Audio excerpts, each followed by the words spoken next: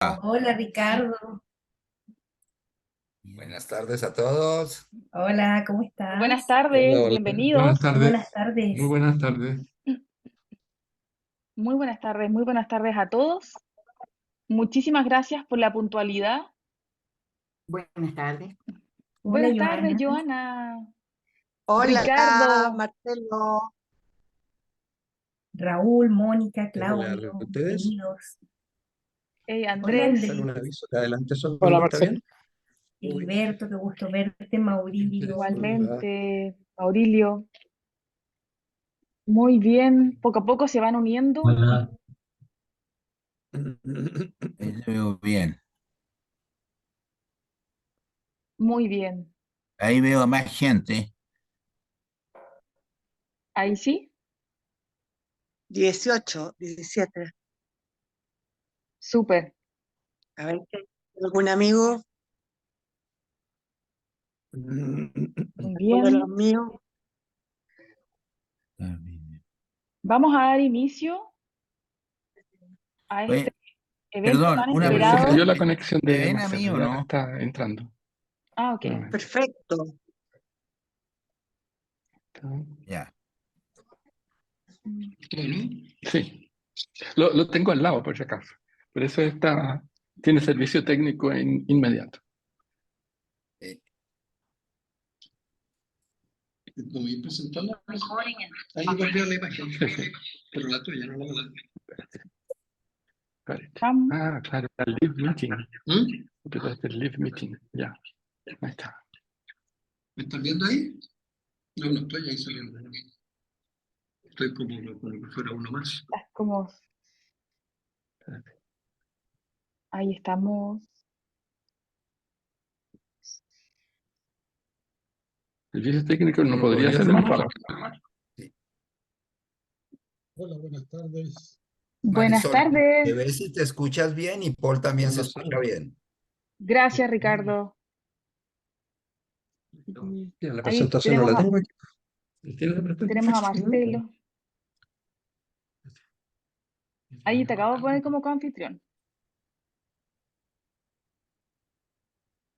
¿Me diste el permiso para...? ¿Sí? Allá abajo está la presentación. Ya, ahí estamos. Ahí estamos. ¿Puedo comenzar o hay que hacer alguna otra cosa todavía? Vamos, voy a Ya darte vamos a hacer. inmediatamente el inicio, Ah, tú vas a Marcelo. partir.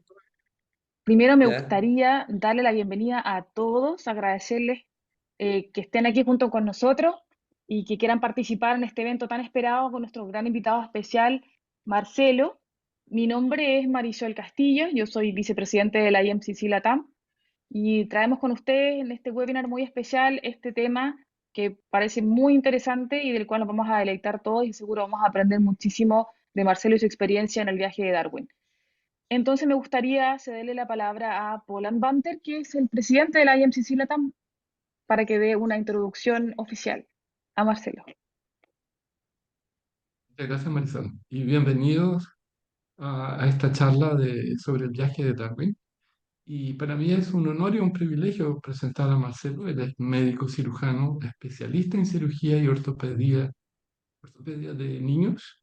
Y su hobby es la historia. Y dentro de ella, el tema que le apasiona son las biografías. Ahora, Ya. por lo menos hace 10 años se dedica a estudiar Darwin y hoy nos va a regalar una charla. Hay un Yeah, micrófono okay. abierto ahí.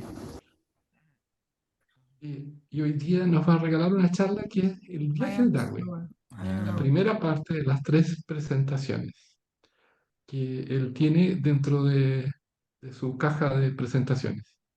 La segunda se llama La evolución del hombre después de Darwin y la tercera de homínidos a hombres y humanización,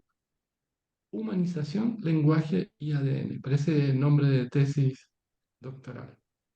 Aparte quisiera comentarles que Marcelo, eh, bueno, es Valenzuela Tum y es mi primo. Es un primo muy querido, es casi un hermano mayor, así que estamos acá uno al lado del otro en mi casa y es un honor poder contar con él para la European Mentoring and Coaching Council. Así que bienvenido y muchas gracias. Muchas gracias por la invitación y más todavía por la presentación. ¿Parto? Por favor. Bueno, tal como explicó Paul, es la primera parte de lo que he llegado a presentar sobre lo que es Darwin, que es un tema tan extenso que originalmente lo hacía en una sola presentación, pero en la medida que lo fui profundizando fue necesario irlo separando porque no daba el tiempo. Y obviamente que si presentara todo no me quedaría nadie escuchando. De tal manera que por eso llegó a esta separación en 3 capítulos. El viaje de Darwin, que ocurre entre 1831 y 1836, es la mejor etapa de Darwin porque es la única etapa en la cual este hombre, aquí no me corre el lado.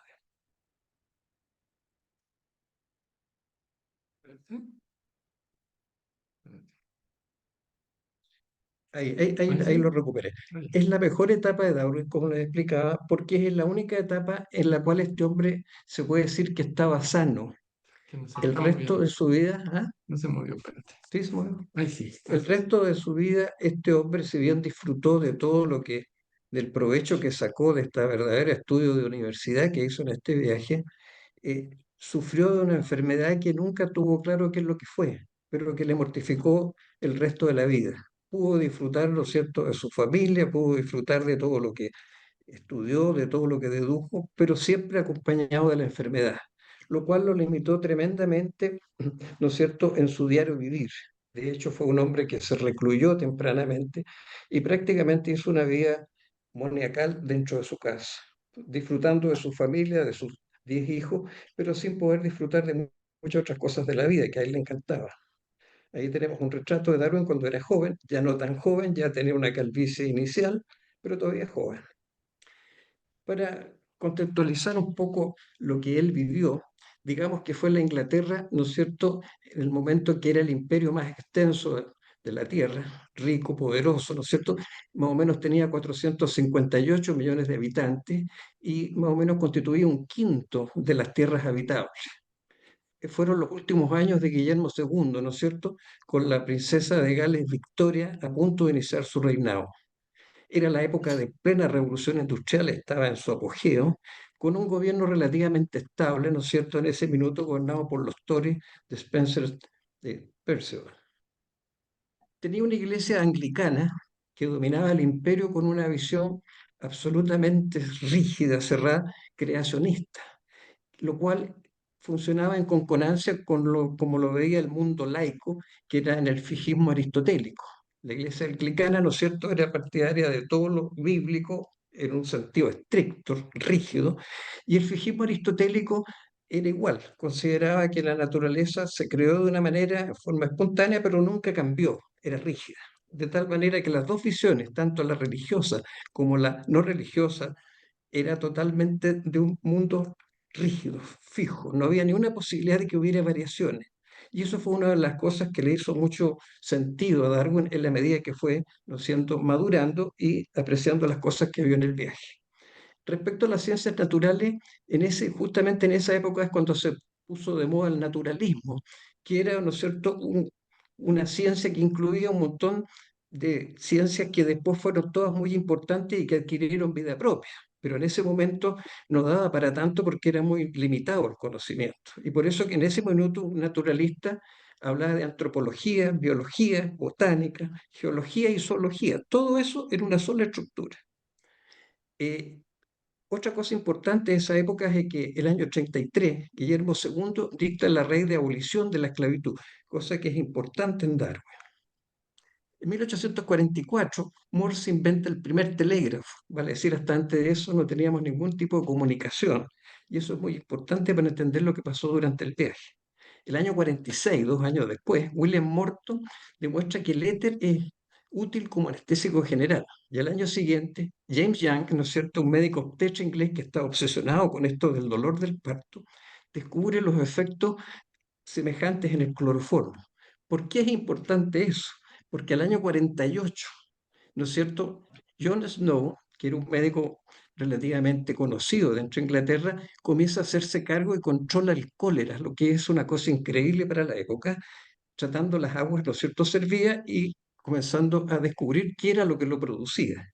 Y el año 1853, unos pocos años después, se atreve nada menos que a administrarle cloroformo a la reina Victoria, que estaba en su octavo parto y que le cargaba estar embarazada, tuvo 9 partos, pero sufría mucho con los partos, también sufría con los niños, y se atreve a darle anestesia. Con lo cual la reina Victoria pasa a ser un hincha de este hombre y de hecho valoriza el cloroformo, previamente pasando, ¿no es cierto?, por la censura de la iglesia, que era muy rígida, y que se atenía al Génesis, que decía que la mujer tenía que tener, ¿no es cierto?, el parto con el dolor. Y tanto es así que al parto siguiente, el noveno hijo, que es la princesa Beatriz, nuevamente no ya no pide, sino que exige que le pongan éter, a pesar de que tenían contra la iglesia y que los médicos más conservadores tampoco estaban de acuerdo en que se usara el anestésico por el peligro que implicaba fundamentalmente para el recién nacido. Eso implicó un cambio y de esa manera cambia el concepto de dolor, se comienza a controlar el dolor, también una cosa importante para la época.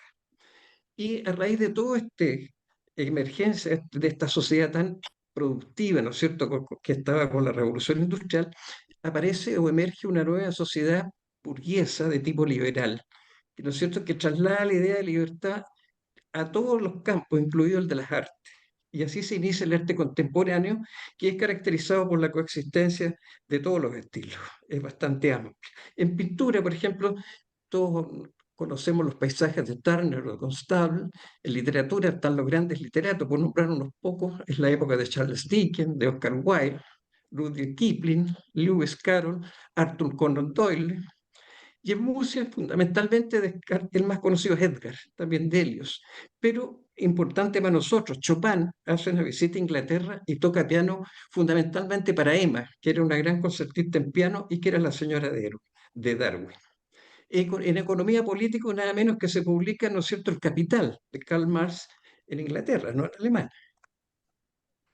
Vamos a Darwin. Aquí, para que ustedes vean que era de una clase acomodada, este niñito, más o menos como de 10 años, nació en Chisbury el año 1809. Esto viene siendo un poco hacia el oeste y norte de Londres. Y muere el año 1886 en Down, que es en la vecindad de Londres. En ese momento era como una ciudad satélite, ahora está incorporada a Londres. Y ahí sale retratada con su hermana eh, menor. ¿Quién era Darwin? Era un hombre que tenía buen pelaje, era un hombre que venía de familias por ambos lados de dinero, de buena posición social. Tenía 2 abuelos que fueron famosos por distintas razones, no conoció a ninguno de los dos. Por el lado de Darwin era nada menos que nieto de Erasmo Darwin, un hombre corpulento, grande, un poco loco, un poco desordenado en su vida, había tenido un montón de hijos, 3 por el conducto regular, después había tenido 3 más con la doncella que cuidaba a los hijos porque había quedado viudo, después se enamoró de una señora que era casada, la persiguió hasta que lo logró, tuvo 7 hijos más entre los míos y los tuyos. Este hombre, que era médico, también tenía muchas inquietudes poéticas, también tenía algunos rasgos medios extraños, así era un poco desordenado, un poco tartamudo, pero curiosamente era gusto de mujer, tenía mucho éxito con las mujeres. Escribió 2 cosas importantes, uno es Temple of Nature y otro es Zoonomía, y es uno de los primeros que se atreve a hablar de la transmutación, que era un poco lo que iba a ser después la evolución. Él describe esto y por supuesto cuando su nieto lee estos artículos los encontró ridículos al principio y al final terminó aceptando. Eso por el lado de Darwin. Por el lado de Wedgwood, don Joshua Wedgwood era un hombre de muy buen ojo, que era un simple alfarero, pero que tuvo el olfato de contratar, ¿no es cierto?, gente experta de Italia y traerla a Inglaterra en plena época, ¿no es cierto?, de la revolución industrial, aprovecharse de todas las ventajas y las facilidades que se dan en ese minuto y logra formar, ¿no es cierto?, una fábrica de cerámica, de alfarero, y finalmente termina haciendo porcelana en la ciudad de Birmingham, que está cerca, ¿no es cierto?, donde nace Darwin. Estas porcelanas con el tiempo pasan a ser muy famosas y son las famosas porcelanas Wedgwood, que seguramente ustedes las han visto en la imagen que se ven ahí, que se llaman la loza de la reina, porque logra meterla nada menos que, ¿no es cierto?, en la corte, en esa época de Jorge III. La logra meter con la reina Carlotita, y de esa manera él gana muchos votos a favor. Logra, imagínense que ya estaba en la corte. Logra incluso vendérsela a la reina Catalina II en Rusia y a Teodoro Roosevelt en Estados Unidos. Como no era tonto y le gustaba mucho la publicidad, hizo copia de ambas. Y si ustedes van alguna vez, ¿no es cierto?, donde está la fábrica, van a encontrar copias de esos juegos de losas que logró meter tanto en Rusia como en Estados Unidos. Imagínense la publicidad que ganó gratis. En la generación siguiente está Robert Darwin, que es el papá de Charles, y que era un hombre gigante, un hombre más o menos de 160 kilos, corpulento, pero de carácter afable, tranquilo, un muy buen padre, un poco ausente, muy dedicado a la medicina y además a la finanza. Este hombre le financiaba las plata a mucha gente del pueblo y tenía tanto éxito como médico que como financista. Tanto el abuelo como el padre eran fundamentalmente de la onda Whig, o sea, eran como quien dice de la onda liberal. No eran muy apegados a la religión, sino que más bien cercanos a las logias. Y tenían un muy buen manejo social, eran muy bien relacionados y les iba muy bien en la vida. En cambio, la mamá de Darwin, doña Susana Wedgwood, el recuerdo que tenía Charles era de una mamá enferma. Él cuando ya tiene recuerdo, la mamá como que siempre estuvo enferma y murió precozmente. Murió el año 17 cuando recién Darwin tenía 8 años de vida. De tal manera que el recuerdo de Darwin de su mamá era escaso, por no decir nulo.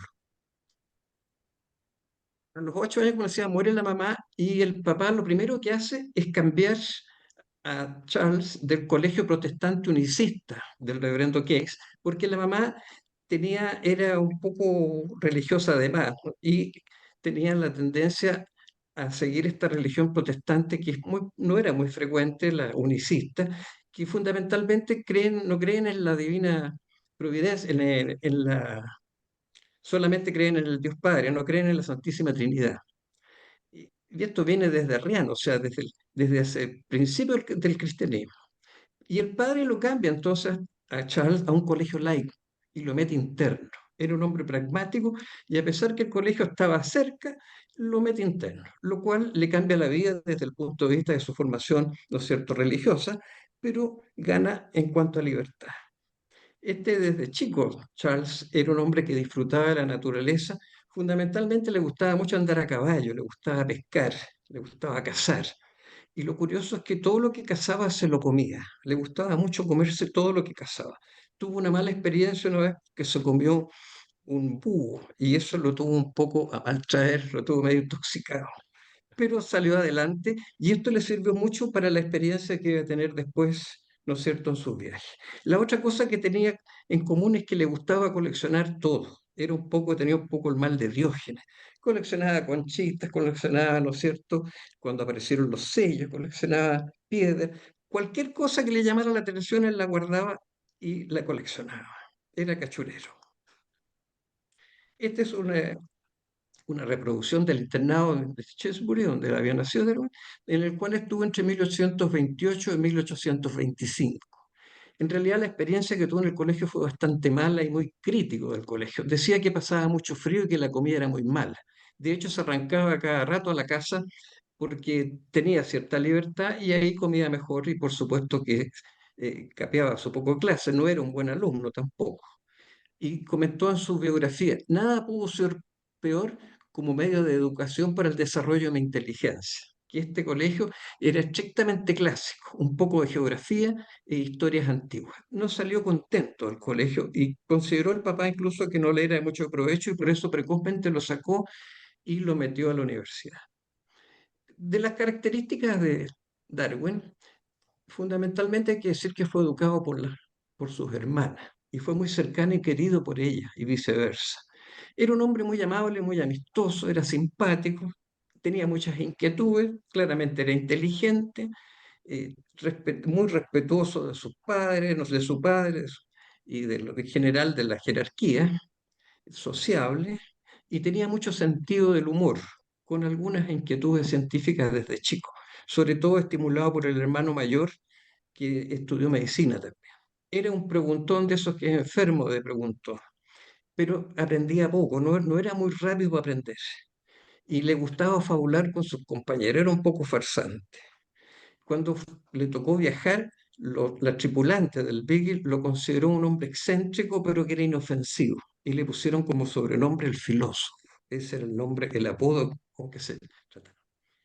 Como les decía, precozmente salió del colegio y el padre, que tenía muy buenos contactos, lo metió primero en la Universidad de Edimburgo, en los cuales estuvo el año 26 y 27, con la idea de que estudiara medicina. Obviamente que no le preguntó si quería o no, sino que le dijo, tú vas a ser médico.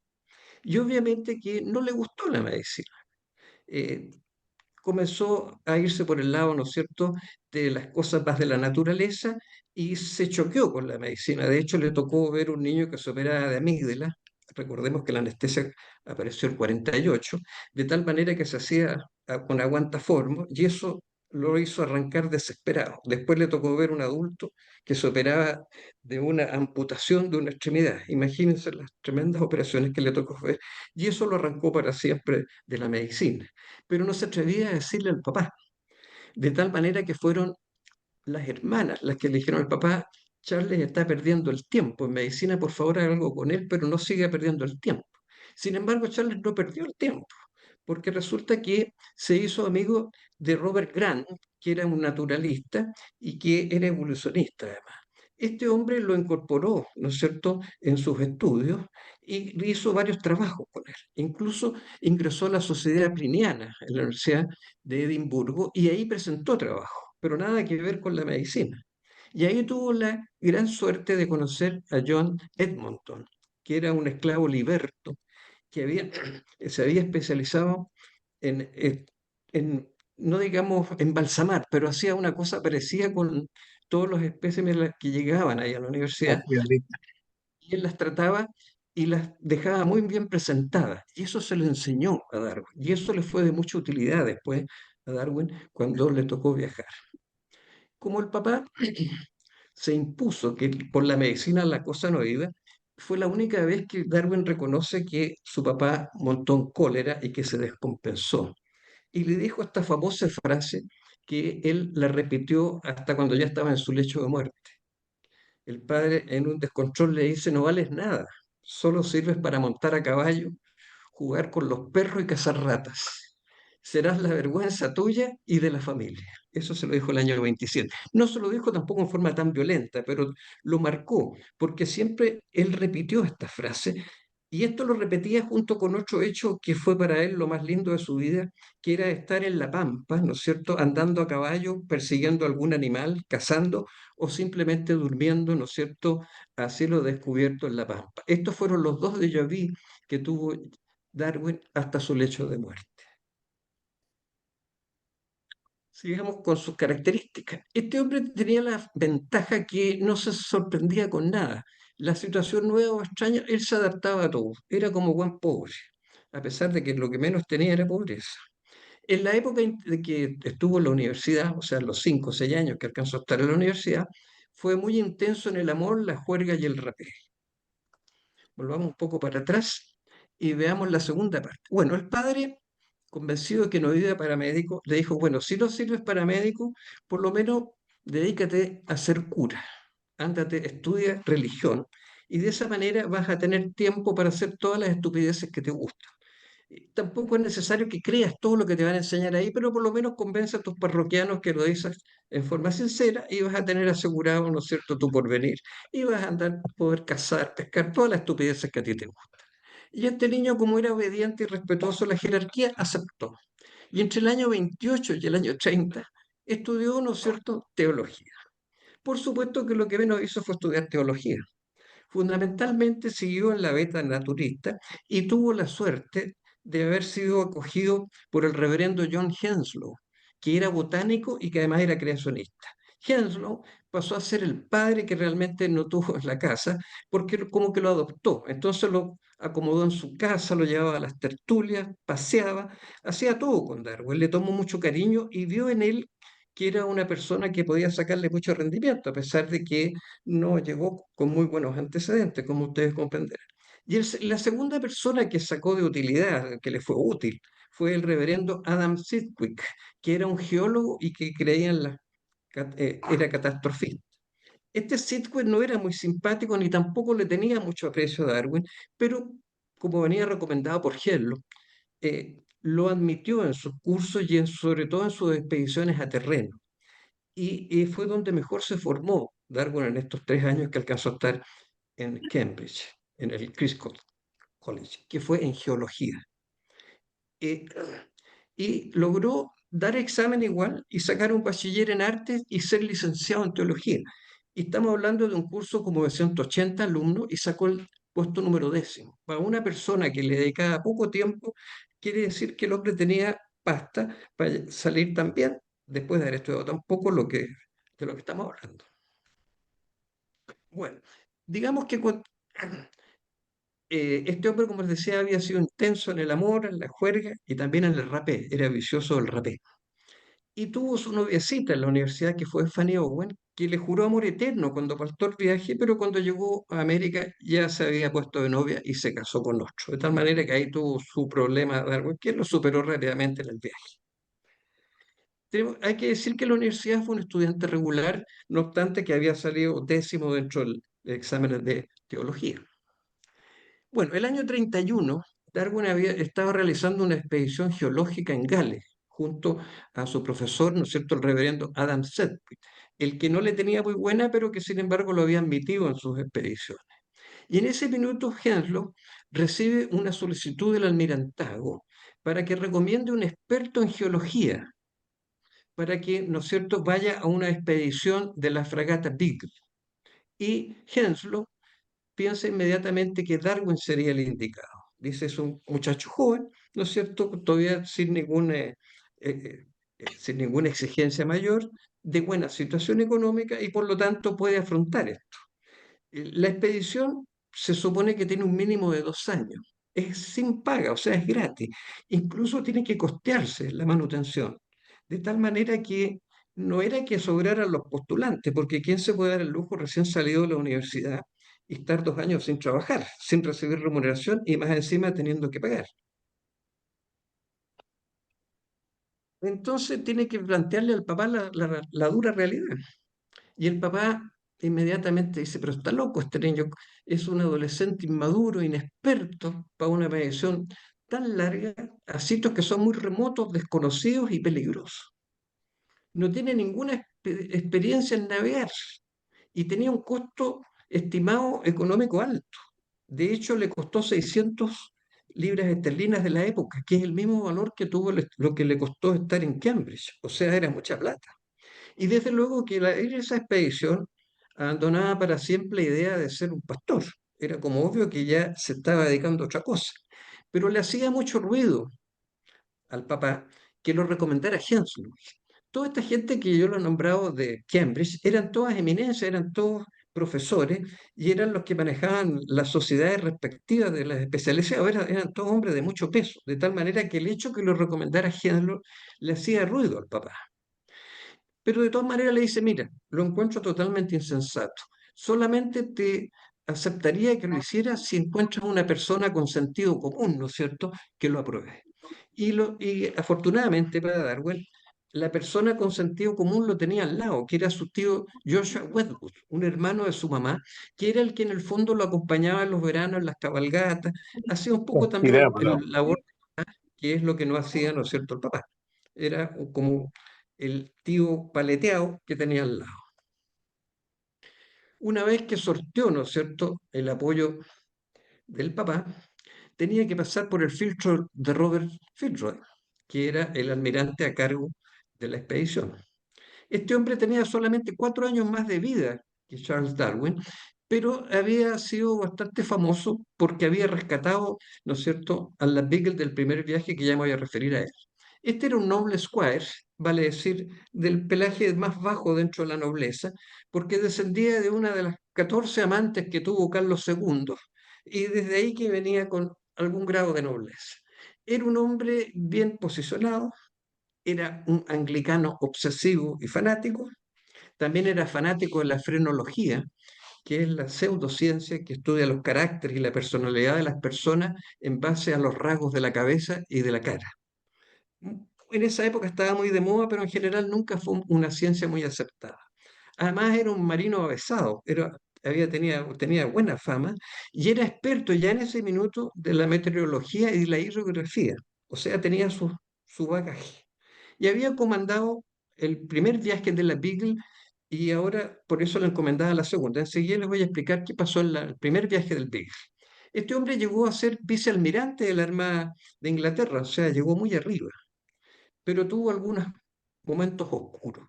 En algún momento tuvo la debilidad de aceptar la gobernación de Nueva Zelanda, el año 1843 al 45, y eso fue un desastre.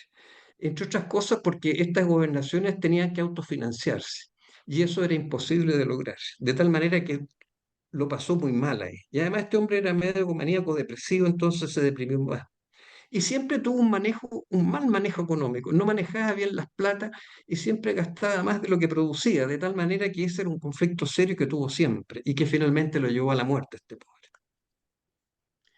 Veamos cómo fue el primer viaje del Beagle. Esto ocurrió en el año 1826 al año 1830, vale decir, un poco antes de este segundo viaje. Y había sido un viaje que había sido planeado en las costas australes de América del Sur y que había llegado hasta los canales patagónicos, pasando por el estrecho de Magallanes, obviamente. Y lo que pretendía era hacer estudios cartográficos e hidrográficos de esa zona. Esa era una zona que nadie le había reclamado. Chile recién reclamó la zona Magallanes en 1843, en el gobierno del presidente Bulnes. Antes era como un terreno así que nadie le daba mucha importancia. Y había estado a cargo de dos buques, el Adventure y el Beagle. El Adventure a cargo del comandante Philip Parker King y el Beagle a cargo del comandante Prince Stowe. ¿Qué pasó? Que Prince Stowe, en la soledad de los canales patagónicos, en estos inviernos terribles, con tan mal clima, y muchas veces, ¿no es cierto?, varado ahí esperando que mejore el clima, le vino una depresión y se suicidó. Se pegó un balazo en la cabeza y estuvo agonizando como 10 días hasta que finalmente falleció.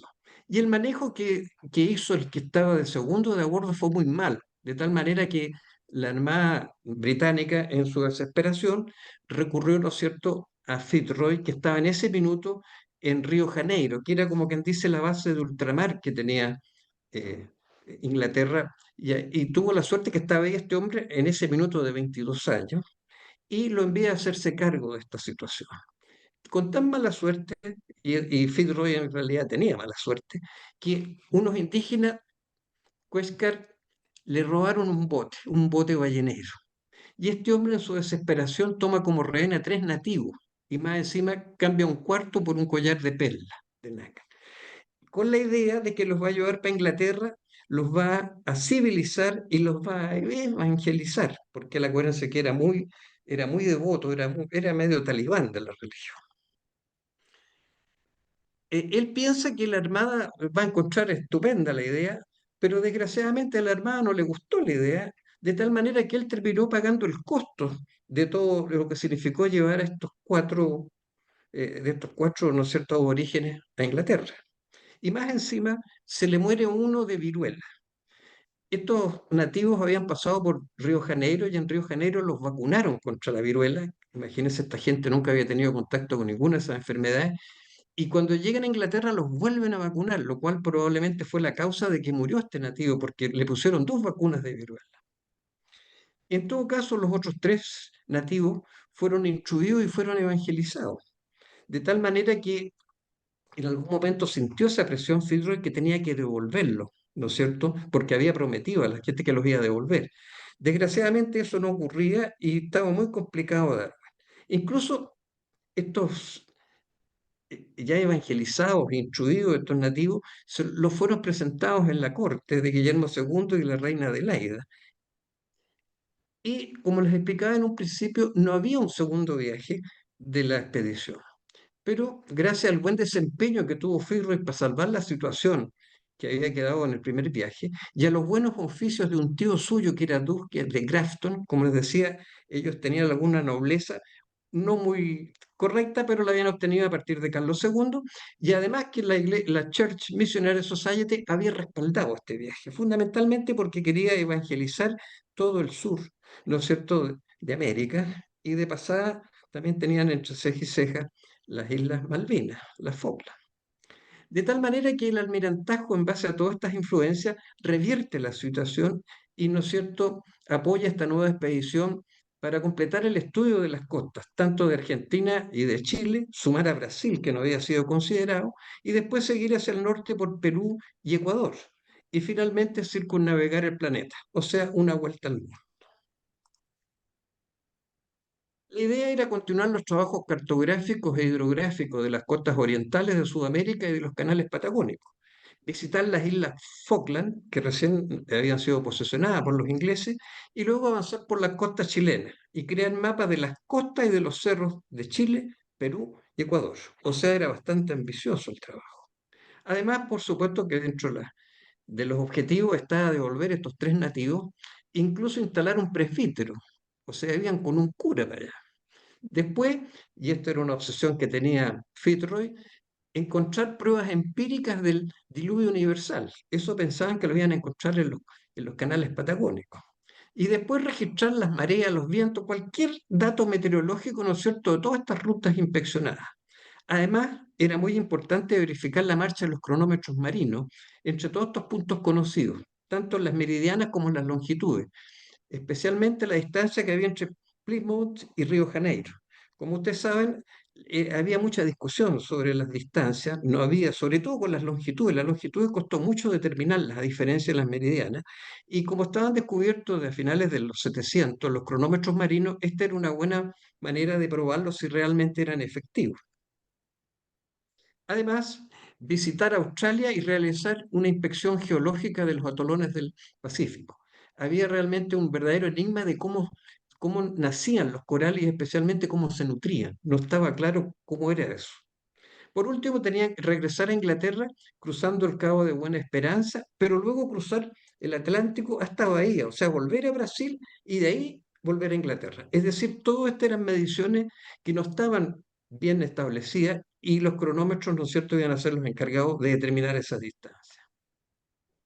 Darwin, que ya se creía experto en geología, pero como naturista recién en ciernes, compartiría mesa y cabina con el capitán Fitzroy, fundamentalmente porque la idea de llevar a una persona como Darwin no solo era por su capacidad que tenía como geólogo y en ciencias naturalistas, sino que además que tuviera una compañía este hombre pensando que también le podía dar una, ¿no es cierto?, una depresión en el sur y caer en el suicidio como había pasado anteriormente.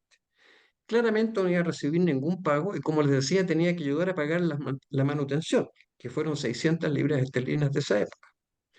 La ventaja era que podría permanecer en tierra todo el tiempo que fuera posible. No tenía obligación de estar arriba del barco. De tal manera que 39 meses de los 5 años los pasó en tierra, fundamentalmente en Chile y en Argentina.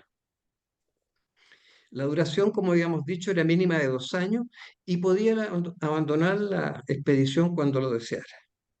Como su labor no era oficial, él no recibía sueldo, no recibía paga, nada, el material que iba a recoger, todo lo recolectado iba a ser propio y por lo tanto él podía hacer lo que quería con ese material, no tenía que entregar nada. Y eso fue de mucha ventaja para él. Y Fitzroy iba a depender del contraalmirante Sir Thomas Blake, que pertenecía a la jurisdicción de Río Janeiro. Acuérdense que ahí estaba la base que existía de Inglaterra. Y tenía que medir las longitudes, como antes les había explicado, para lo cual él contaba con 22 cronómetros. En realidad la Armada le había puesto 6. El resto lo había comprado él de su bolsillo. Como les decía, no se fijaba en gasto este hombre cuando se trataba de lograr la empresa que él quería. Él quería tener distancias precisas. Ahora, lo más importante, como les había dicho antes, era medir la longitud que había entre Río de Janeiro y el punto cero, que era Inglaterra, porque habían diferencias, pero muy significativas entre lo que decían que había de distancia los navegantes y los astrónomos. Aquí tenemos una imagen de cómo era la Beagle, que era un bergantín clase Cherokee, con propulsión a vela, tenía un aparejo Prick Barca, con un desplazamiento que se había logrado subir a 242 toneladas, porque le habían subido tanto la proa eh, como la popa, con una eslora de 27,5 metros, o sea, no llegaba a los 30 metros de largo, y una manga de 7,5 metros. La tripulación eran 65 tripulantes, más los 9 supernumerarios que ya se los voy a nombrar. Este barco lo habían enchulado, pero ya al grado máximo. Le habían puesto un tercer palo, que es una mesana, con lo cual habían logrado poner una vela latina, una vela triangular, que permitía mucha mejor maniobrabilidad. Le habían instalado pararrayos en todos los palos, hasta en el bopré, y le habían cambiado la cocina, o sea, estaba pero enchulada al máximo. Aquí al lado les muestro, ¿no es cierto?, los 3 fueguinos que sobrevivieron. Fíjense que Freya Basket, cuando la toman de rehén, tenía 9 años. Es una locura. John Mister tenía 26 y James Buttock, que fue el más famoso, tenía 15 años. Estos fueron los 3 rehenes. Boat Memory, que falleció de viruela, tenía 20 años. Los supernumerarios, el primero de todo era McCormick, que era el médico de a bordo, que no lo quería nadie y que se bajó en río. Hasta ahí llegó como médico. Después estaba Darwin, que era en su calidad de geólogo y sobre todo compañero necesario para Fitzroy y para el almirantazgo. El presbítero Matthews, que era el que estaba destinado, ¿no es cierto?, a quedarse en la Patagonia para evangelizar al resto de los nativos y llevarles el progreso. Después los 3 nativos, ¿no es cierto?, que ayudarían a Matthews a la labor de evangelizar. Y por último, Early, que era un dibujante y que se bajó en río.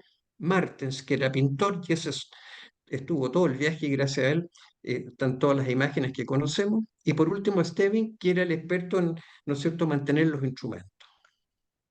Aquí hay una pequeña visión de lo que era el barco. Aquí no sé si logran ver, pero aquí tenía 2, el trinquete y el palo mayor, y aquí le agregan en la mesana donde ponen esta vela que iba a mejorar la...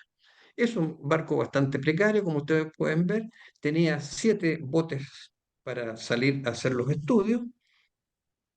Todos son de a 2, uno dentro del otro, y acá tenía un pequeño chinchorro que era un poco más chiquitito. Los otros eran balandro y los otros eran balleneros. Y aquí hay un mapa muy resumido del viaje. El recorrido total fueron 74.000 kilómetros. Tienen que tener presente que la circunferencia de la Tierra son 40.000 kilómetros, o sea, casi dio 2 vueltas a la Tierra, de los cuales, ¿no es cierto?, la gran mayoría, afortunadamente para Darwin, la pasó en tierra. Partieron de Plymouth, de ahí tenía que pasar a Tenerife. En Tenerife tuvo la primera decepción de su vida, porque ya vamos a ver que él pensaba ahí recorrer Tenerife porque había leído maravillas de Tenerife, ya les voy a explicar en qué, y resulta que les aplicaron cuarentena de tal manera que Fitzroy dijo, no, seguimos de largo. El siguiente viaje fue Cabo Verde, de Cabo Verde se fue a Bahía, Brasil, Río Janeiro, de ahí pasó a Montevideo, bajaron al sur, entregaron, ¿no es cierto?, los tres fueguinos, hicieron una primera pasada por las Falkland y de ahí se devolvieron de nuevo hasta Montevideo. Y después se vienen lentamente bajando y haciendo estudios de toda la costa argentina, mientras Darwin recorre todo ese tiempo a lomo de caballo toda la zona argentina, parte de la Pampa y de la Patagonia. Después siguen con los canales patagónicos, recorre Chile extensamente, prácticamente estuvo 2 años en Chile, recorre la isla de Chiloé y finalmente recala en Valparaíso.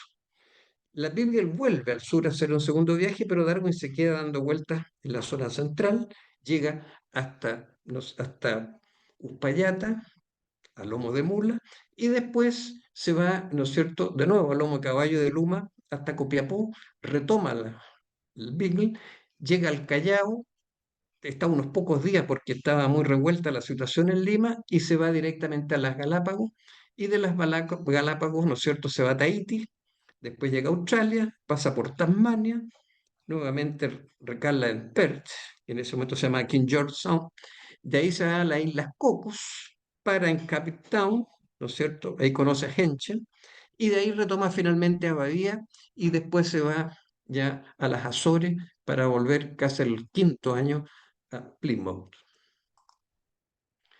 ¿Qué fue lo que lo entusiasmó? ¿Qué era lo que había ayudado a Darwin a formarse y a tener este apetito por la aventura ya en forma científica? Lo primero que él, ¿no es cierto?, como que aclimató y le fue útil fue haber leído a William Paley, un filósofo y teólogo de Cambridge, que tenía varias publicaciones, pero lo que a él más le habían sintonizado era uno que se llamaba Evidencias del Cristianismo y otro que se llamaba Teología Natural. Esto publicado en el año 1785. Y estas fueron una manera de acercarse a una religión que le resultaba más creíble, más tolerable a Darwin, que ya tenía una formación muy poco religiosa y que no había logrado, ¿no es cierto?, incrementar en Cambridge. Pero el que más lo había entusiasmado lejos era Alexander von Humboldt. Cuando uno revisa la historia de Darwin, lo que escribió, su biografía y todas sus publicaciones, el hombre que aparece más repetido es Humboldt, 16 veces. Lo sigue después Henlow y finalmente Lyell, todos muy cercanos. Humboldt describe y tiene un relato que se llama Los viajes a las regiones equinocciales del Nuevo Mundo, en el cual describe un viaje que parte de Inglaterra, llega a América, pasando por Tenerife, y llega al norte, a Venezuela, y recorre Venezuela, Ecuador, y llega hasta el Alto Perú, haciendo una descripción preciosa de cómo es el paisaje, de cómo es la naturaleza, describiendo la flora y fauna según el nivel y la altura que va subiendo los distintos montañas. Esta misma visión está muy bien descrita en un libro que se llama La invención de la naturaleza, de Andrea Wolf, por si a alguien le interesa el tema, es más entretenido que Humboldt. Humboldt en general era un polimata, sabía de todo, era naturalista y sobre todo era muy buen ingeniero en minas. Ese era como lo más famoso que tenía. El tercero que fue fundamental y que fue el que le recomendó el viaje y que lo apadrinó fue el reverendo John Henslow. Estamos hablando del que lo protegió en Cambridge, que era botánico y además creacionista. Y por último está Charles Lyell, que realmente Darwin lo conoce en el viaje, porque en ese viaje él comienza a aplicar todo lo que describe este libro, que tuvo el buen criterio de recomendárselo nada menos que Fitzroy, le regala el libro. ¿Y qué es lo que dice Lyell? Lyell dice, la Tierra, ¿no es cierto?, tiene un equilibrio dinámico de fenómenos geológicos. Tiene movimientos lentos en tiempos prolongados, y eso es lo que se llama gradualismo o uniformismo. Es decir, no es una cosa estática. Y esto lo aplica Darwin, ¿no es cierto?, en lo que va a haber. Esto es lo que él se perdió, esto es lo que se escribía, ¿no es cierto?, en Tenerife, el volcán Teide y todo lo que describe a distintas alturas. Miren las maravillas de árboles y de flores. Voy a pasar rápido porque voy muy atrasado. En Brasil tiene la primera bajada oficial y larga, en la cual él primero que todo siente mucho alivio porque cuando navegaba tenía mucha facilidad para marearse, de tal manera que el bajar a tierra fue un alivio muy grande. Y queda maravillado con la flora y fauna de Brasil, especialmente, ¿no es cierto?, con la vegetación, cosa que hasta yo conocí Brasil en los 50 e igual quedé, pero epaté con lo lindo que era y precioso que era tanto la vegetación como los animales. Pero le llama la atención la precariedad de los servicios y de la gente. Estaba muy atrasado. Y lo que más le llama la atención y le choca es que todavía existía la esclavitud y sobre todo el maltrato que había con la esclavitud. Y ahí tiene el primer desencuentro con Fitzroy. Fitzroy aceptaba la esclavitud, en un primer momento por lo menos. Y a tal punto es la pelea que lo echa del camarote. Pero ese mismo día en la noche, Fitzroy, arrepentido de lo que está haciendo, ¿no es cierto?, le escribe una carta y le pide que por favor supere y lo perdone. Y de ahí no hubo más problemas. ¿Qué cosas vio en Brasil? Cosas como esta. Animales preciosos. Una flora, mire qué lindas flores. Este es el árbol de Brasil, el pavo Brasil. Y después llega a las costas, ¿no es cierto?, de Argentina, en donde él comienza desde Maldonado, o sea, desde Uruguay, comienza a descubrir los fósiles de animales que él nunca había visto. Ahí están someramente, llegan hasta las Falkland, después que entrega a los nativos, ¿no es cierto?, en los canales patagónicos, y aquí comete un desaguisado, Fitzroy, y contrata una segunda nave para hacer más rápido las investigaciones, el Adventure, que era un buque foquero más chico que el Beagle, y lo compra por cuenta y riesgo propio. Le cuesta 1.300 libras esterlinas que después le van a pasar la cuenta. Aquí están las fotos de las principales zonas donde fue encontrando los fósiles. Y lo primero que le llama la atención es que encuentra dos tipos distintos, ¿no es cierto?, de ñandú, que son como unas avestruces chicas. Descubre y describe un ñandú que llaman los gauchos llamaban el petizo, que era más chico, y ese pasa a ser, también se llama choique, y es el ñandú de Darwin. Y después se encuentra con fósiles de gran dimensión, que a él le recuerdan animales actuales, pero que son más chicos.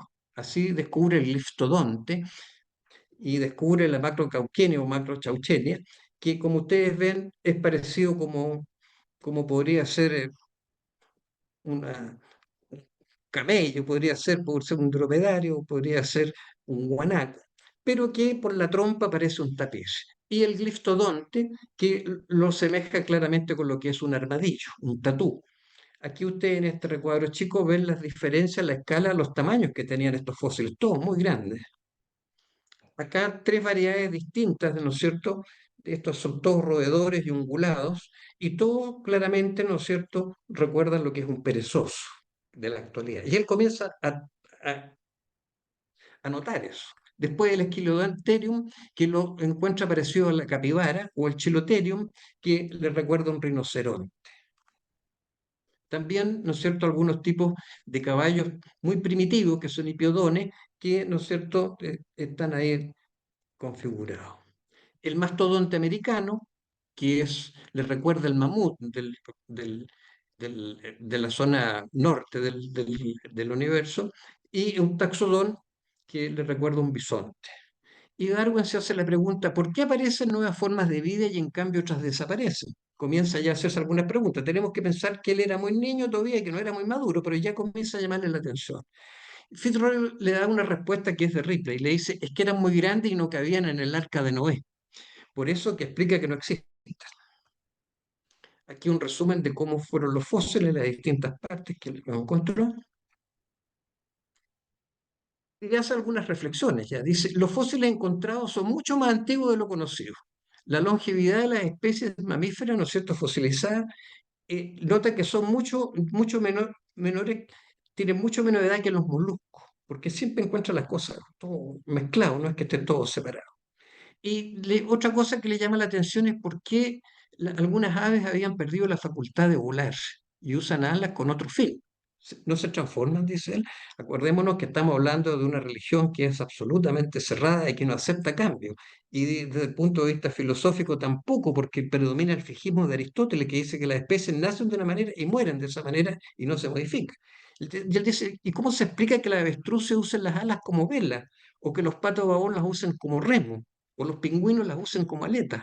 No le cuadra. Bueno, llegan los canales patagónicos y queda impresionado. Primero con la belleza. Es una cosa impresionante, ¿no es cierto?, ver bosques que llegan hasta el borde del mar con unos vertiqueros también gigantes. Pero lo que más le llama la atención es el lenguaje que ve en los indígenas. Es un lenguaje gutural con cloqueos y castañeos, ¿no es cierto?, con sonidos golpeados. Más o menos como el sonido que uno hace cuando llama a una ave para alimentarla. La otra cosa que también le impresiona es que mientras va pasando el barco, ve nativos y niños desnudos en brazos de madres que gritan durante el avance de la nave. Es como impresionante, así. Muertos de frío ellos y estos otros desnudos y sin ningún problema. Aquí ves una visión de lo que más o menos vio Darwin y dice y comenta en su biografía, el lenguaje de este pueblo, según nuestro modo de pensar, apenas puede calificarse como articulado. El capitán Cook lo ha comparado con el carraspeo que se hace al limpiarse la garganta, pero puedo afirmar ciertamente que ningún europeo se limpia la garganta con sonidos golpeados tan roncos y guturales. Son excelentes imitadores, de modo que cada vez que tosíamos, bostezábamos o estornudábamos, ellos nos imitaban. Pueden imitar lenguajes de ingleses sin ningún problema. Y la otra cosa que le llama la atención es que esta gente los iban siguiendo en el barco y cuando comienza a oscurecer comienzan a aparecer las hogueras, por eso que hablamos de fueguinos, y comienzan a gritar, ¿no es cierto?, en forma salvaje. Aquí algunas imágenes de cómo se veían los fueguinos. Él dice, nunca vi criaturas más miserables, sus rostros horribles embadurnados con pintura blanca y casi desnudos. Estas serían todas publicaciones que si hoy día las fuera por primera vez que salen, estaría colgado Darwin. ¿De dónde ha venido esta gente? Dice, ha permanecido en el mismo estado desde la creación del mundo. No hay ninguna razón para suponer que la raza fueguina esté decreciendo. Por lo tanto, debemos suponer que gozan de suficiente felicidad para hacer que su vida valga la pena. Acá hay una cosa que increíble que le pasó en un momento dado, y es que encontró que había en los canales había una ballena varada, y estaba toda esta gente, ¿no es cierto?, sacando la carne de la ballena. Y comenta, la naturaleza los ha hecho aptos para este tipo de clima y para aprovechar los recursos de su país. Los indígenas son salvajes, miserables y degradados por causa cultural, no racial. Acá otra imagen, no voy a seguir para no atrasarme más. Esta es la caleta Gulaya, que está en el costado oeste de la isla Navarino, y aquí se bajaron los tres fueguinos. A raíz de que tiene un comportamiento relativamente heroico, Darwin, al rescatar un barco en el cual andaban haciendo una investigación cerca de la nave central de la Beagle, él arriesga la vida y rescata el bote, y a raíz de eso Darwin, como era el día de su cumpleaños, le pone Cordillera Darwin, ¿no es cierto?, a esta zona del sur de Chile. Eso fue el 12 de febrero del 33. Y como si fuera poco, como si estuviera proyectado que le querían a pasar cosas curiosas a Darwin, le toca ser testigo de la erupción del volcán Osorno el 19 de enero del 35, y siguiendo para el norte el 20 de enero en Concepción le toca un terremoto. O sea, todo lo que podía pasar en Chile le pasa en el viaje. Queda impresionado por las dos cosas, no voy a leer los comentarios porque estoy atrasado. Y finalmente llega a Valparaíso, en donde es muy bien recibido. Él lo atribuye a raíz de que el presidente, ¿no es cierto?, le ha dado las facilidades y le ha dado un pasaporte para que lo traten bien. Luego llega a la zona central, se baja en Valparaíso, y en Valparaíso hace un recorrido por toda la zona central, llega hasta Santa Cruz, un recorrido largo a lomo de caballo, y después hace una segunda excursión el año 35 a Argentina, llegando hasta Mendoza y pasando por Palamillos de Uspallata. Hace unos comentarios poco favorables del país, incluso dice que los terratenientes son ignorantes y resulta tedioso conversar con ellos. No fue muy caritativo con los chilenos. Le atrae mucho Valparaíso en realidad porque había una gran colonia inglesa, pero también queda impresionado con el paisaje del Valle Central y sobre todo con Quillota. Después desde el Cerro La Campana admira, ¿no es cierto?, los valles, la puesta de sol y sobre todo la cordillera de los Andes, y queda encantado con el paisaje. En cambio es despectivo con la clase chilena dominante, que la encuentra inculta y explotadora. No ha cambiado mucho por los comentarios. En Chile sufre un cuadro febril que le dura como 30 días y que probablemente fue una tifoidea. Y Fitzroy cae en depresión. Y cae en depresión porque resulta que la Armada le hace saber que él tiene que inmediatamente vender la nave Adventure que había comprado en las Islas Falkland, y digamos, el problema de él es esa plata, no se la va a devolver la Armada. Aquí algunas de las especies que conoció en Chile, y después hace una exploración a la cordillera de los Andes, como habíamos visto, y lo primero que le llama la atención es que encuentra rocas incluso en la época Jurásica y Cretácica, estamos hablando de hace varios millones de años, y describe 52 araucarias petrificadas y concha y material marino fosilizado a más de 2000 metros de altura, lo cual le hace mucho juego, ¿no es cierto?, con lo que había leído de Charles Lyell, de esto de los movimientos tierra. Incluso le hace una descripción a Lyell diciendo que la costa chilena había subido. En Luján de Cuyo, o sea, Argentina, es donde probablemente lo pica la vinchuca y adquiere la enfermedad de Chaga, que es la que podría explicar todo el cuadro que tuvo posteriormente en su vida. Aquí una visión de los palamellos de Uspallata, aquí las araucarias fosilizadas, y acá es una descripción increíble de gauchos versus guasos. Esto está escrito, ¿eh? Está todo en sus libros. Dice, ambos se dedican a lo mismo, pero son diferentes en sus hábitos y ropa. El gaucho, aunque te puede cortar la garganta, es un caballero. El guaso es mejor en algunos aspectos, pero al mismo tiempo es vulgar y ordinario. El gaucho parece parte del caballo y desprecia esforzarse. El guaso puede ser contratado en los campos como jornalero. El gaucho solo vive de alimentos de origen animal. El guaso come muchos vegetales. Es bastante acertada la descripción, ¿eh? Aquí un mapa de cuando ya ha hecho todos estos recorridos y se pega 800 kilómetros desde Santiago hasta Copiapó, a lomo de caballo y acompañado con un guaso que se llamaba de apellido González, no me acuerdo el nombre, y ahí se embarca en Copiapó, retoma el Beagle y se va hasta Callao. En Callao hace una pasada rápida y de ahí directamente a las Galápagos, donde de las 13 islas hace una recorrida, está más o menos un mes, y aquí es donde hace los principales descubrimientos a propósito de lo que va a ser la evolución. Describe 4 variedades, en ese minuto no se da cuenta, pero 4 variedades de ruiseñores, que son aves que se acercan a uno y que son muy de la tierra y que son muy bonitos. Logré juntar 3 aquí nomás. Y lo más importante, descubre estas tremendas tortugas que son las tortugas Galápagos y descubre una cierta variedad de pájaros que son los pinzones. Él recoge todo lo que puede porque tenía el mal de Diógenes, pero sin tener claro, ¿no es cierto?, qué es lo que estaba en juego. Algún, alguno de los habitantes le dice, mire, yo por la concha y la forma que tiene la tortuga le puedo decir de qué isla es. Y lo mismo pasa con los pinzones. Son diferentes y él cree que son aves diferentes. Sin embargo, después cuando los estudian en Inglaterra se dan cuenta que son distintas variedades del mismo animal. Sigue la ruta que ya les había explicado hacia Australia y en Australia encuentra esto increíble. Encuentra estos animales que son totalmente diferentes a todo lo que había visto hasta entonces. Partiendo por el ornitorrinco, que es una mezcla, pero de nunca acabar, es una mezcla de cualquier cosa. Tiene un pico de pato, tiene una cola de castor, tiene unas patas como de un manatí, ¿no es cierto? Con un cuerpo que también podría ser un manatí. El cangurú, ¿no es cierto? El koala, la cacatúa, todos animales distintos a las que él conocía. ¿Para qué decir estos otros? Son todos roedores y son todos, ¿no es cierto?, raros para él. Entonces, hace el siguiente razonamiento, Darwin. Dice, el creacionismo hablaba que en un momento histórico único, Dios creaba todas las especies y éstas se mantenían a través del tiempo. Las especies se mantenían inalterables a través del tiempo, hacia el fijismo. O sea, esto iba en contra de lo que él había, ¿no es cierto?, estudiado, contradecía eso. Y además decía, hablaba de los movimientos lentos en tiempos prolongados, lo que le había enseñado Charles Lyell. Y él decía, la mitad de mis ideas proceden, ¿no es cierto?, de Charles Lyell. Situación, él no había visto en su viaje alrededor del mundo, ¿no es cierto?, esta situación. No encontraba una explicación razonable sobre la distribución geográfica de las especies animales, ni tampoco las semejanzas que existían entre las especies actuales y las ya extintas. Y en su paso por Australia, le llamó la atención que un solo creador hubiera dado origen en forma simultánea a animales tan diferentes, en sitios tan alejados. Entonces decía, ¿habrán existido 2 creadores?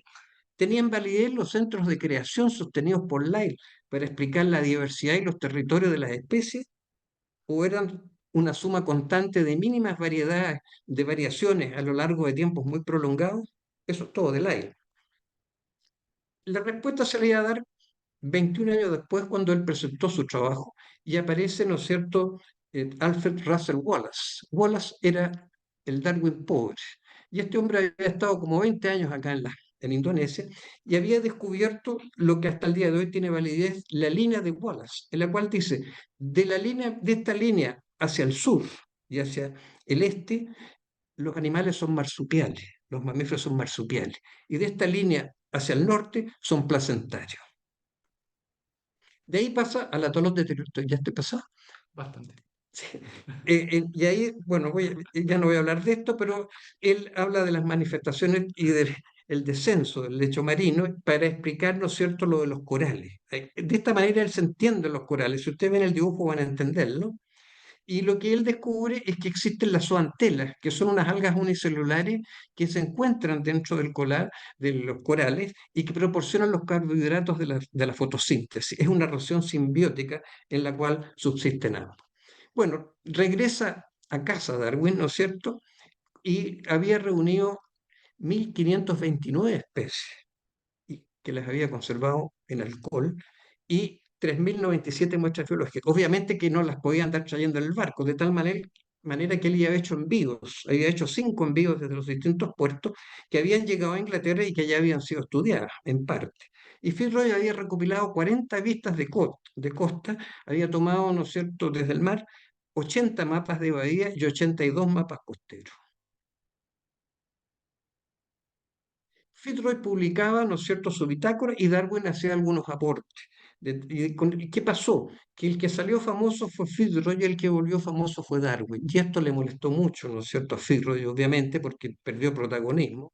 Y Darwin rápidamente además se hizo famoso, al punto que ingresó rápidamente a la Royal Society y al Ateneo. Y finalmente, el 5 de octubre, ¿no es cierto?, vuelve a la casa de Shaftesbury y llega a su casa, se encuentran con sus hermanas, con su papá, y el papá, que era el más agudo observador, quien ahora, ¿no es cierto?, miraba como este estudiante mediocre, del cual no creía mucho, se había convencido en un científico famoso. Ya no sería clérigo rural, pero tampoco, ¿no es cierto?, la vergüenza de la familia. Bien, un poco apurado, ahí terminé la presentación. No sé si habrá posibilidad de alguna pregunta, alguna cosa o no. Sí, sí, sí, sí, de todas maneras. Sí. No, Aplausos para no, ti. Sí, sí, sí. Felicitación. ¿quién preguntará? Marisol, ¿tú lo llevas? Sí, por favor, adelante. Puede levantar su mano o escribir las preguntas a través del chat. Daremos unos minutos para preguntas y luego Paul les dará un anuncio importante. Son las 8. Yo creo que están todos demasiado pasmados con tanta información. Yo estoy Una pregunta. encantadísima. Sí, No, no adelante, sé, Yasmin. llegué un poquito más tarde, pero ¿en qué parte encuentra la ranita? Anita, en el sur, en las islas de Chiloé. Ah, ya, ya, ya, ya, ya, No, ya. no describí nada de eso porque no me dio el tiempo. No entré ni siquiera que. Él recorrió gran parte de la isla de Chiloé, la recorrió a pie, porque no había otra manera de caminar, era un bosque muy tupido, Claro que pero la sí. descubrí ahí. Ah, perfecto, en Chiloé. Muy bien. Oye, muy interesante, te felicito, Marcelo. Muy Muchas interesante. gracias. Muy Y la bueno. relación con Fitzroy, que yo no lo tenía en mi mente, solamente veía nombres de calle de repente. Acá Ya. las con Fitzroy. No, Ahora me queda. Fitzroy fue un hombre muy Claro. importante, desgraciadamente con un mal final porque fue un hombre, era depresivo y Ya, se suicidó finalmente y se hizo cargo. Darwin y la corona apuntalaron a la viuda los años que le quedaron de vida. Pero fue un mal final el del pobre Fitzroy, siendo buena persona. Mal genio, pero sí, buena persona. ya. Nada, así hay muchos No, mal genios y buenas personas. eh, No, muy interesante. Qué bueno. Muchas gracias por la invitación. nada, Felicitaciones, Marcelo. Excelente presentación, entretenida además. me alegro, muchas Sí, gracias, Sí, Alfredo. yo también quería felicitarte, Marcelo. Muy sorprendente los detalles que cuentas y todo lo que significó el ambiente que rodeó a Darwin y que permitió un avance tan grande de las partes científicas. Muy interesante. Gracias, así es. gracias, Así es. Claudio. Y nos puso a nivel mundial con toda su expedición en esos años. Fantástico. ¿No hay otro comentario, otra pregunta? ¿Alguien más quisiera comentar algo? Qué valiente, ¿sabes? Porque venir a unas partes desconocidas y estar en la parte sur de Chile con esos eh, vientos, esos oleajes que me imagino cómo se batirían esos barcos. O sea, lo encuentro maravilloso. O sea, muy valiente, muy valiente. Bueno, él tuvo varias veces a punto de zozobrar, una vez en especial, y muchas veces tuvieron que estar detenidos un buen tiempo en los canales patagónicos por mal tiempo. No, no fue fácil. Imagino. ¿Me escuchan, Marcelo? Sí, Sí, acá. hola, Axel here, Axel. aquí. Oye, estupenda la presentación. Dime una cosa, ¿cuánto tiempo después de este viaje escribió su origen de la especie? 21 años después. Y en esos 21 años, 21 años después de que terminó, ¿a qué se dedicó? Bueno, primero a tener hijos, tuvo 10.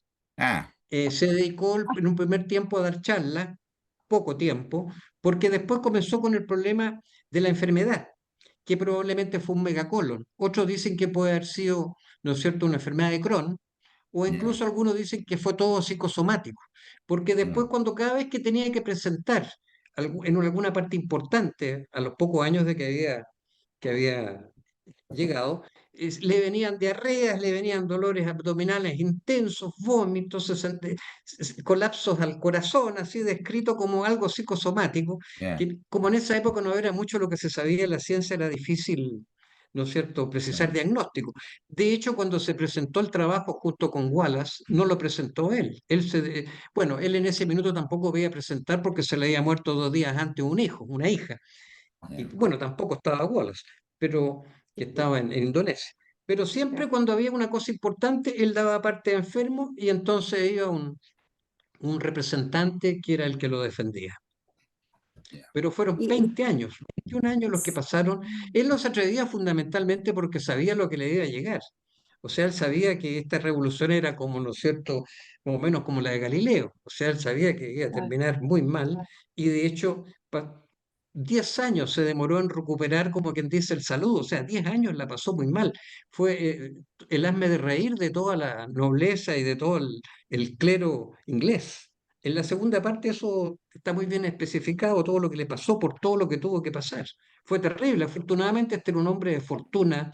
De hecho, tenía fortuna familiar, como ya ustedes pueden darse cuenta, por el lado del padre y de la madre, y además porque sus libros se vendían antes de estar impresos. El primer volumen, ¿no es cierto?, de su tratado estaba vendido antes de que saliera impreso, de tal manera que él publicaba y se vendía inmediatamente. Y así fue sacando muchos textos, escribió mucho. Como estaba todo el tiempo encerrado en la casa, se dedicaba a estudiar de lo que había recopilado y a escribir. De tal manera que él tuvo un muy buen pasar, que me imagino que a los bisnietos que todavía están vivos todavía disfrutan de eso, porque le fue muy bien. Y además que tenía herencia por lado y lado. Acá Marcelo, Jimena Quiero dice, felicitaciones doctor, preciosa y completísima presentación. Gracias. Parece que estoy Muy bien. bien. ¿Estamos listos? Sí, Paul, adelante, Además, por favor. Yo, sí, yo tengo un pedido que me ha llegado por varios lados ya, y es si fuese posible seguir con tu serie de charlas.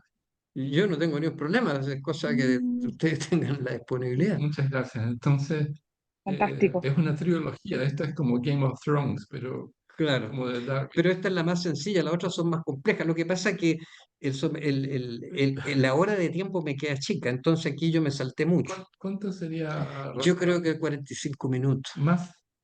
O sea, eso sería lo que demoraría una presentación normal de la segunda Una hora etapa. 45. No, no, esta fue una hora, una hora y media. Una hora y Una media. hora y media, sí. Entonces, hagamos la próxima una hora y Si es que media. hay suficiente público, claro. Sí, sí, sí. Yo creo que oye, Yo feliz. sí. Yo creo que no, habrá más gente. Así que muchas gracias por oye, De nada, pues darme la encantado de ver a oportunidad. tantos amigos míos. Marcelo, Excelente. Axel, dime. estupenda la presentación nuevamente, pero ¿cómo surgió esta idea? ¿Cuántas veces ha hecho este Zoom tú? No, primera vez que hago un Zoom. Ya. ¿Y cómo surgió la Me siento idea muy esta? raro porque estoy acostumbrado a hacerlo con auditorio, entonces lo Claro. voy calibrando de otra manera. Es distinto, es Aquí me siento distinto. Exactamente. hablando en un espejo. ¿Y cómo Pero yo estoy surgió la acostumbrado. idea de hacer este Zoom? Que es muy buena idea a propósito. Porque cuando hice la presentación que te hice a ti cuando estuviste en Chile, él está Ya. en Chicago, Sí, sí, sí, me acuerdo. lo hice en un auditorio, ¿te acuerdas? Sí, claro. Ese auditorio desde Paul Banter, el mandamás de esta organización, que es la que tengo aquí al lado ahora en este minuto. Suena como Ya, capo. Sí. Claro, él es el jefe. Esa es la razón por la que surgió ya, aquí ahora, porque él estuvo presente en esa charla que yo hice cuando tú viniste. ya. Yo era el No, portero, pero no Él te estaba acuerdas. de portero, Yo estaba de portero. estaba a la ah, entrada, el que ya. cortaba los boletos. Sí, me acuerdo, no me quería dejar entrar. Es que te encontré sospechoso. Sí, Sí. sospechoso.